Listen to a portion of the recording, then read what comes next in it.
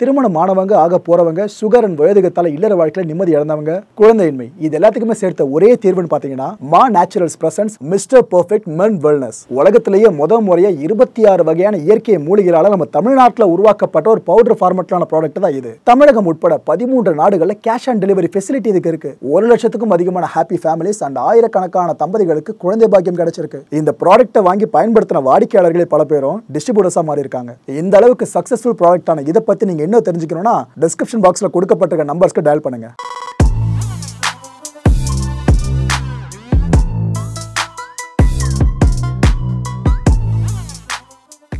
வணக்கம். Big topic with Karthik Mayakumar. இதை பத்தி பிக் டாபிக்ல எடுக்கக்கூடாது தான், ஆனால் நம்ம ஃபாலோவர்ஸ் நிறைய பேர் தொடர்ந்து கேட்குறீங்க. அதாவது அடுத்த கட்ட அப்டேட்ஸையும் கொடுக்க வேண்டியதாக இருக்கு ஃபாலோவர்ஸ்க்காக. மக்கள் இந்த 2 பேருக்கு இடையில் நடந்துட்டு இருக்க பஞ்சாயத்து கண்டிப்பாக உங்களுக்கு தெரிஞ்சிருக்கும். அவங்க பேரை குறிப்பிடாமல் இருந்திருந்தாலும் எல்லாருக்கும் லிட்டரலாக தெரிஞ்சிருச்சு. இவங்களை வச்சு தான் அவங்களை பேசிட்டு இருக்காங்க. அதான் இந்த விஷயம் பூதாகாரமாக வெடிச்சுக்கிட்டு இருக்கு. இதை பற்றி நம்ம அடுத்த கட்ட பல விஷயங்களை பேச போகிறோம். ஆக்சுவலாக மக்களே இந்த பிக் பாஸ்ல குறும்படம் அப்படின்ற ஒரு விஷயம் இருக்கும். யார் பக்கம் சரி யார் பண்ண தப்புன்ற மாதிரி சின்னதாக போட்டு காட்டுவாங்க. பிக் பாஸ்ல பண்ணுறதை பார்த்துருக்கோம். ஆனால் குக்கு வித்து கோமாளியில் குறும்படம் வரும்னு யாரும் எதிர்பார்த்துருக்க மாட்டோம். ஃபியூச்சரில் அதுவும் வந்துடும் போல இருக்கு. ஏன்னா இவங்க தரப்பு நியாயம் இருக்கா அவங்க தரப்பு நியாயம் இருக்கான்னு பல பேரும் பல வீடியோஸை அள்ளி தளிச்சு போடவே ஒரு பக்கம் இந்த ப்ரொடக்ஷன் ஹவுஸ் இருக்குல்ல, ஷோ நடத்துறவங்க, அவங்க மேலே ப்ரெஷர் ஏறிக்கிட்டு இருக்கு. மக்களோட நம்பகத்தன்மை இருக்குல்ல, அது அவங்க பக்கம் கேள்விக்குறியா மாறி நிற்குது. சாதாரணமாக ஆரம்பிச்ச பஞ்சாயத்துங்க எங்க வந்து நின்றுருக்கு பார்த்தீங்களா? தன்மானம் வேர்சஸ் வருமானம் அப்படின்னு 2ஆ பிரிச்சிருக்காங்க மக்கள். இதில் யாரை தன்மானன்றாங்க யாரை வருமானன்றாங்க அதை நீங்கள் முடிவு பண்ணிக்கலாம். நான் இதை சொல்லி ஹர்ட் பண்ண விரும்பல. ஆதிக்கம் இருக்குல்லங்க, இந்த விஷயம் சார்ந்து மக்கள் இப்போ பேச ஆரம்பிச்சிருக்காங்க. ஆக்சுவலாக இது ஒரு நெகட்டிவான இஷ்யூ தான். 2 பேர் இடையில அந்த கான்ஃப்ளிக்ட் போயிட்டு இருக்கிறது, சேனல் பேர் லைட்டாக டேமேஜ் ஆக ஆரம்பிச்சதுலாம் நெகட்டிவான விஷயம் தான். ஆனால் இதில் நாம புரிஞ்சிக்க வேண்டிய ஒரு பாசிட்டிவான அப்ரோச் என்னன்னு பார்த்தீங்கன்னா, டாமினன்ஸ் இருக்குல்ல, இது எந்த அளவுக்கு மோசமான ஒரு விஷயம் அப்படின்றது இப்போ மக்களுக்கு தெளிவாக தெரிய வந்திருக்கும். நீங்கள் படங்களில் பார்க்கறது, அப்புறம் இந்த டெலிவிஷன் ஷோஸ் பார்க்கறது இதோடு முடிச்சுப்பீங்க. ஆனால் அந்த ஒரு ஷோவும் ஒரு படமும் வர்றதுக்குள்ள உங்களோட பார்வை கிடைக்கிறதுக்கு முன்னாடி என்னென்ன விஷயங்கள் நடக்குது, எவ்வளோ பேர் ஒடுக்கப்படுறாங்கன்ற விஷயம் பல பேருக்கும் தெரியாது.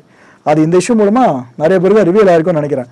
ஆனால் யாரை ஒடுக்குறாங்கன்றத பற்றி நான் ஏதோ கமெண்ட் பண்ணலங்க, நீங்களே முடிவு பண்ணிடுங்க. இப்போ தமிழ்நாட்டில் 1008 பிரச்சனை இருக்கு. அதுவும் மதுவிலக்கு சார்ந்த ஒரு பஞ்சாயத்து அரசியல் ரீதியாக புதுசாக புயல கிளப்பி இருக்கு. ஆனால் அதெல்லாம் தாண்டி இந்த விஷயம் பற்றி எல்லாருமே பேசுறாங்க. எல்லாத்தோட அதிகமாக இதை பற்றி பேசுறாங்கன்னா அதுக்கு ஒரே ஒரு காரணம், அடிக்கடி பார்க்குற ஷோ. கலைஞர்கள் எல்லாருமே நம்மளோட வாழ்க்கையில கலந்தவங்க. இதனாலதான் இவங்க சார்ந்த பேச்சு இப்போ மக்கள் மத்தியில் அதிகமாக வளர்த்துட்டு இருக்கு. ரைட்டு, ஏற்கனவே நெருப்பு தகன்னு எரிஞ்சுக்கிட்டு இருக்கு. இந்த நெருப்புல எண்ணெயை ஊத்துற மாதிரி தான் நிறைய கருத்துக்களை பார்க்க முடிஞ்சிட்டு இருக்கு. அந்த வகையில பாடகி சுசித்ரா அவர்கள் இருக்காங்களே, சர்ச்சை அப்படின்ற விஷயம் யாரோ சொல்லி பெருசா மாறுது அப்படின்னா இவங்க லைட்டா ஒரு விஷயம் சொன்னாலே போதும், அது இன்னும் பெரிய சர்ச்சையா மாறும். அப்பேற்பட்ட சுசித்ரா அவர்கள் ஓப்பனா என்னென்ன மைண்ட்ல இருக்கோ அதை போட்டு உடச்சிருவாங்க. யாருக்கு ஹர்ட் ஆகுது, யாருனால அஃபெக்ட் ஆக போறா எதுவும் கிடையாது. தனக்கு தோன்ற விஷயத்த போல்டா சொல்றவங்கள இவங்க முக்கியமானவங்க. அப்பேற்பட்ட சுசித்ரா என்னென்ன சொல்லியிருக்காங்கன்னா, ஒரு புள்ளியை பத்தி கண்ணியமா பேசியிருக்காங்க மணிமேகலை. குக்கு வித்து கோமாளியை விட்டு அவங்க விலகிறது ரொம்ப ரொம்ப ரொம்ப பெரிய தைரியமான முடிவுங்க. ஏன்னா அந்த இடத்துக்கு வரது எவ்வளோ பேர் கஷ்டப்படுவாங்க. ஆனால் அவங்க அந்த இடத்துக்கு கஷ்டப்பட்டு வந்தோம் விலகிற முடிவு எடுத்திருக்காங்களே, அது ரொம்ப ரொம்ப தைரியமான. அதுக்கு அந்த பொம்பளை எப்பேற்பட்டவன்னு அவங்களோட முன்னாள் கணவர் இருக்கார்ல, அவரை கேட்டா தெரியும்னு அந்த பக்கம் போயிட்டாங்க. வேற யாரும் இல்லை, சிலைக்க விடுங்க. அந்த கோ ஹோஸ்ட்னு சொன்னாங்களே அவங்கள, அந்த பையனை அவங்க நாசமாக்கிட்டாங்கன்ற மாதிரி இப்படி தனிப்பட்ட தகுதலாக மாறிட்டு இருக்குது. இதை நான் இப்போ சொன்னால் வதந்தின்னு சொல்லுவாங்க. ஐ சப்போர்ட் மணிமேகலை அப்படின்னு இவங்க தரப்புக்கு சில விஷயங்களை சொல்லி நெருப்புன்னு எரிய வச்சுட்டு இருக்காங்க. மணிமேகலை வெர்சஸ் பிரியங்கா, இந்த 2 பேருக்கு இடையில அந்த ஷோ நீங்க பார்த்தீங்கன்னாலும் தெரியும், அடிக்கடி ஒரு மாதிரி நான் சிங்கில போற மாதிரியே இருக்கும் அந்த குக்கு வித் கோமாளி ஷோல. ஆக்சுவலாக எங்களுக்கே பார்த்தீங்கன்னா ஆரம்பத்தில் அந்த ஷோ என்ன பெருசா பண்ண போறாங்கன்ற மாதிரி தான் இருந்துச்சு. ஆனால் ஸ்ட்ரெஸ்ஃபுல்லான ஒரு வேலையா எப்பயாச்சும் ரிலாக்ஸ் பண்ணலான்னு இருக்கிறத பசங்க போட்டு காட்டுவாங்க. பார்க்குறப்ப சந்தோஷமா சிரிச்சிட்டே இருக்க மாதிரி இருந்துச்சு. அவ்வளோ பிடிச்சது அந்த ஷோ. சிரிக்க வச்ச ஒரு ஷோ தான் இப்போ இந்த அளவுக்கு எல்லாரும் இதை பற்றி பேச வச்சிருக்கு. எங்க எல்லாரும் சிரிக்க வைக்கிற நீங்கள் உங்களுக்குள்ள அடிச்சுக்கலாமான்ற மாதிரி ஆயிடுச்சு. இந்த 2 பேருக்கு இடையில எப்பப்பெல்லாம் அந்த வார்த்தை மோதல் மைல்டா வலுக்குது அந்த ஷோல, தாமு இருக்கார்ல, செஃப் தாமு அவர்கள், இவர் தான் உள்ள புகுந்து லைட்டா அந்த ஒரு பிரச்சனையை சால்வ் பண்ணி விடுவாரு. சில நேரங்களில் பிரியங்காவை தூக்கி அவர் பேசுற மாதிரி இருந்தாலும் பல நேரங்களில் மணிமேகலை அவர்கள் பக்கம் தான் அவர் நின்றுருக்காரு. இதை சார் ஓப்பனா சொல்லல, ஆனா உள்ளுக்குள்ள அந்த இஷ்யூ போயிட்டு இருந்தது 2 பேருன்ற விஷயம் இவர் உட்பட எல்லாருக்குமே தெரியுன்ற மாதிரி தான் அந்த சோர்ஸ்ல இருந்து இப்போ சொல்லிக்கிட்டு இருக்காங்க. மத்தியில நெட்டிசன்ஸ் வேற ஆரம்பிச்சிட்டாங்க, சும்மா விடுவாங்களா? இது போல நிறைய கிரியேஷன் நான் டீசெண்டாக எடுத்து காட்டுறேன், என்னென்னமோ போட்டு வச்சிருக்கானுங்க. ஒரே ஒரு சீசன் தான் வந்தேன், டோட்டல் குக்கு வித் கோமாளி ஷோவும் க்ளோஸ் அப்படின்னு பிரியங்கா சொல்ற மாதிரி இந்த ஒரு கிரியேஷனை போட்டுட்டு இருக்காங்க. குட்நைட் படம் பார்த்துருக்கீங்களா? அதில் இந்த ஒரு சீன் உனக்கு ஞாபகம் வருதுன்னு நினைக்கிறேன். அதாவது நான் வேலை தெரிஞ்சவன் வெளியே போனால் என்ன வேணாலும் பண்ணி போச்சுப்பேன், ஆனால் உனக்கு வேறு எதுவுமே தெரியாது, நீ இங்கேயே அட்டை மாதிரி ஒட்டிக்கிட்டு இருந்தாலும் உன் வண்டி ஓடுன்ற மாதிரி மணிகண்ட டைலாக் பேசியிருப்பாப்புல. அந்த ஒரு சீன் எடுத்து இப்போ எடிட் பண்ணி பசங்க பண்ணுற ஜாலம் இருக்கு பாருங்க. அந்த 2 பேருக்கான மணிமேகலை பிரியங்கா. இதில் ஒருத்தவங்களை மணிகண்ட மாதிரியும் இன்னொருத்தவங்கள நம்ம பக்ஸ் இருக்கார்ல அவர் இடத்துல வச்சு என்னென்னமோ பேசிக்கிட்டு இருக்காங்க. ஸ்பெசிஃபிக்காக மணிமேகலை அவர்களோட ஆதரவாளர்கள் இருக்காங்களே அவங்க பண்ணுற வேலை தான். ஸோ யார் அவங்க போர்ட்ரே பண்ண நெகட்டிவானு உங்களுக்கு தெரிஞ்சிருக்கும். அப்போ புரியல, இப்போ புரியுதுன்ற மாதிரி மணிமேகலை அவர்கள் அன்னைக்கு அந்த ஷோவில் ஒரு விஷயம் சொல்லியிருப்பாங்க.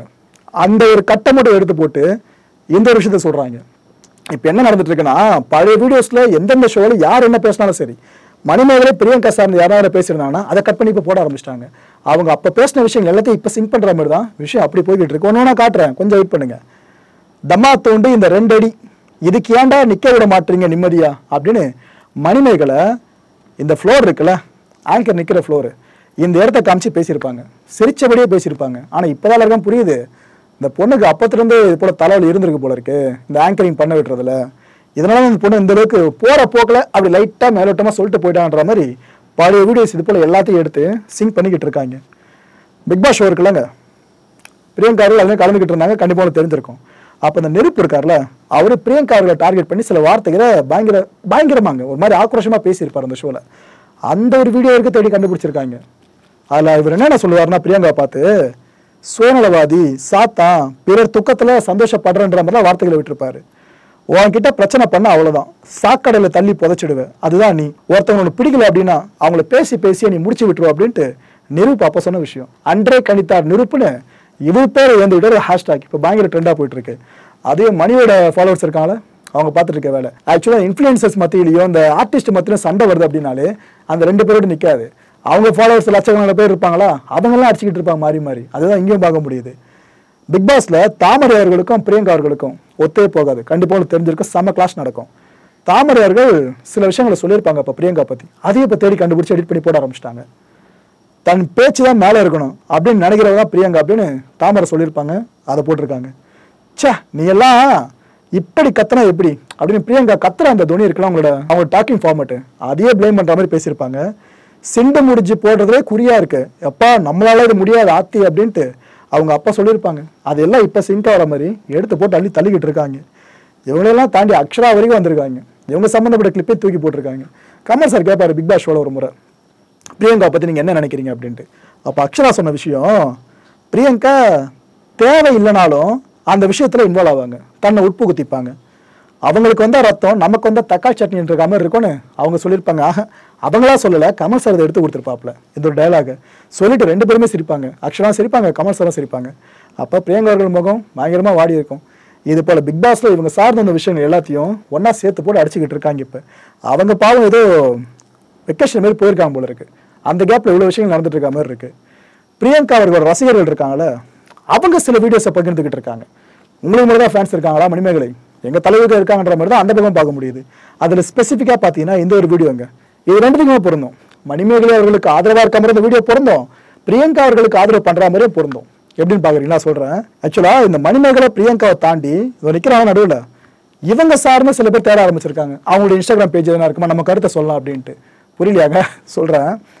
ஒரு பர்டிகுலர் எபிசோடுங்க, இந்த குக்கு வித் கோமாளியில் நம்ம மணிமேகலை ஆங்கரிங் பண்ணிட்டு இருப்பாங்க. அப்போ நம்ம பிரியங்கா அவர்கள் கண்டஸ்டண்ட்டாக நிற்பாங்க. அப்போ மணிமேகலை அவர்கள் எல்லாரும் வெல்கம் பண்ணுற விதம் இருக்குல்ல, கெஸ்டியாக இருக்கட்டும் கண்டஸ்டண்ட்டாக இருக்கட்டும், இதை சார்ந்து இவங்களுக்கு ஏதோ ஒரு விஷயம் தோணுச்சா இல்லை ப்ரொடக்ஷன் டீம்லேருந்து ஸ்கிரிப்டான்னு தெரியல, இவங்க ஒரு மாதிரி சிரிச்சுக்கிட்டு சர்க்காசமாக சொல்லியிருப்பாங்க. இது போல் சீனியர் ஆங்கர் பார்த்தா இங்கே பிரியங்கா தான், நீ போய் பண்ணி காட்டுமா எப்படி பண்ணணும் அப்படின்ட்டு.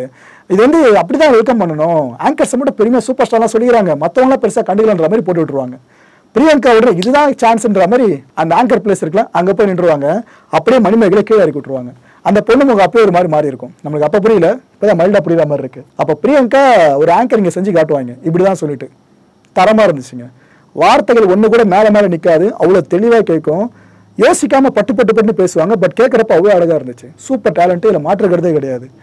இந்த ஸ்பான்டனிட்டி இருக்குல்ல, எங்கள் அக்காவுக்கு இந்த ஸ்பான்டனிட்டி அது மணிமேகலை கிடையாதுன்னு பிரியங்கா அவர்களோட விருதுகள் இந்த பக்கம் வர ஆரம்பிச்சிட்டாங்க.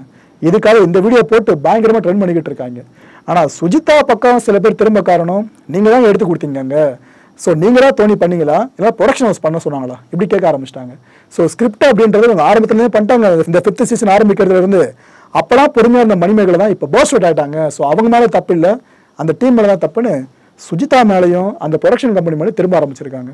இப்போ அடுத்த கட்டமாக இவங்க ஒரு பதிவு விளக்கம்னு போட்டாலும் ஆச்சரியப்படுறதுக்கு இல்லை. இதே விஷயம் அப்படியே பரபரன்னு போயிட்டு எங்கே போய் நின்றுச்சுன்னா பாவனா அவர்கள் கிட்ட போய் நின்றுருக்குங்க. ஸ்டார் ஸ்போர்ட்ஸில் பார்த்துருப்பீங்களே, சூப்பராக ஹோஸ்ட் பண்ணுவாங்க, மாற்று கருத்தே இல்லை. தமிழ் வார்த்தைகளாக இருக்கட்டும், ஆங்கிலமாக இருக்கட்டும், ரெண்டுத்தையும் அவ்வளோ சரளமாக கொண்டு வருவாங்க, கேட்க அவ்வளோ அழகாக இருக்கும். விஜய் டிவியில் இவங்க ஹோஸ்ட் பண்ண ஷோவும் சூப்பராக இருக்கும், அவ்வளோ தூரம் நுணுக்கமாக பண்ணுவாங்க, எல்லாத்தையுமே ரசிக்க முடியாது இருக்குது உங்களோட ஆங்கரிங் அப்படின்றது. அப்போ இப்படி பாவனா அவர்கள் ஒரு முறை சொன்னாங்க அப்படின்ட்டு ஒரு நியூஸ் பேப்பர் ஆர்டிக்கலுங்க, அந்த ஆர்டிக்கலை பேஸ் பண்ணிக்கிட்டு நிறைய பேரும் ஷேர் பண்ண ஆரம்பிச்சிட்டாங்க. பார்த்தீங்களா, பாவனா அவர்களுக்கு விஜய் டிவியில் அந்த எதிர்காலம் மங்கினது காரணமே பிரியங்கா தான். இவங்க உள்ள வந்த பிற்பாடு தான் பல பேர் வெளியே அமிச்சாங்க. அந்த வகையில் பாவனா வெளியே போகிறதுக்கு இவங்க தான் காரணம். அப்போ பாவனா கிட்ட சொல்லிட்டாங்க அந்த டீமில் இருக்கவங்களே, இது போல் பிரியங்கா தான் எல்லாத்தையும் பண்ணுவாங்க, நீங்கள் வேறு எதாவது வேலை பார்த்துங்கன்ற மாதிரி சொன்னதா அந்த ஆர்டிக்கலில் இருக்கிற விஷயத்தை மையப்படுத்தி பல பேரும் விஷயங்களை அடுக்க ஆரம்பிச்சிட்டாங்க. இது எப்படி மாறிடுச்சுன்னா, ஆஹா பிரியங்கான்ற சுவர் இங்கே மட்டும் இல்லை, மணிமேகலை மட்டும் இல்லை, பல பேரை காவ் வாங்கியிருக்குன்னு அப்படி திரும்ப ஆரம்பிச்சிட்டாங்க. இந்த விஷயம் பெருசா மாதிரி பாவனா அவர்கள் காதுகளுக்கு எட்டி இருக்கு போல இருக்கு. அவங்க போட்டிருக்க பதிவை இப்போ நீங்கள் பார்த்துட்டு இருக்கீங்க. அதில் பாவனா என்ன சொல்கிறாங்கன்னா, ஐயோ இது ஒரு குப்பைங்க, எப்படிங்க இது நீங்கள் எல்லாம் நம்புறீங்கன்ற மாதிரி கேட்குறாங்க. அது போல் நான் எதுவுமே சொல்லவே இல்லை, நானாக தாங்க வெளியே வந்தேன் சூப்பர் சிங்கர்லேருந்து. ஏன்னா எனக்கு நிறைய கனவுகள் இருக்குது, டிஃப்ரெண்ட் ஃபீல்ட்ஸ் சார்ந்து, நான் அதில் ஃபுல்லாக ஃபோக்கஸ் பண்ணணுன்றதுனால தான் அந்த ஷோலேருந்து வெளியே வந்தேன். மற்றபடி அவங்க சொல்கிற மாதிரிலாம் எதுவுமே கிடையாதுங்க. அப்படின்னா இருக்குன்னா வீடியோ ப்ரூஃபை காட்டுங்களா, நான் பேசின விஷயங்கள் இருக்கான்னு சொல்லிட்டு அப்படின்னு பாவனா அவர்கள் கேட்டிருக்காங்க. மும்பையில் நான் வசிக்கிறேன், அது காரணம் நான் ஒர்க் பண்ணுறது அங்கே தான், என் ஹஸ்பண்ட் அங்கே தான் இருக்காங்க, ஸோ நாங்கள் இங்கே தான் சந்தோஷமாக வாழ்ந்துட்டுருக்கோன்னு பாவனா சொல்லியிருக்காங்க. இந்த ஒரு போஸ்ட்டு கீழே சண்டை ஆரம்பிச்சிச்சிங்க.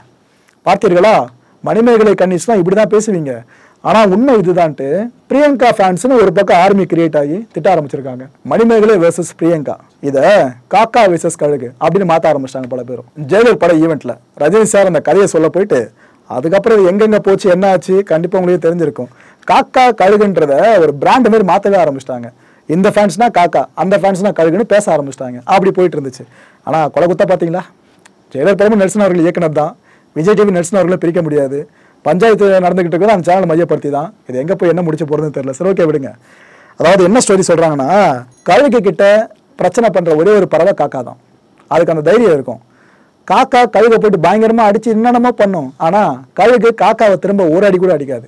அது போல என்ன பண்ணுன்னா உயர உயர உயர உயர பறக்க ஆரம்பிக்கும். காகத்தால் அவ்வளோ தூரம் உயரமால பறக்க முடியாது. ஒரு கடத்தில் அதோட நிலை என்னன்றது தெரிஞ்சு கீழே வர ஆரம்பிச்சிடும்.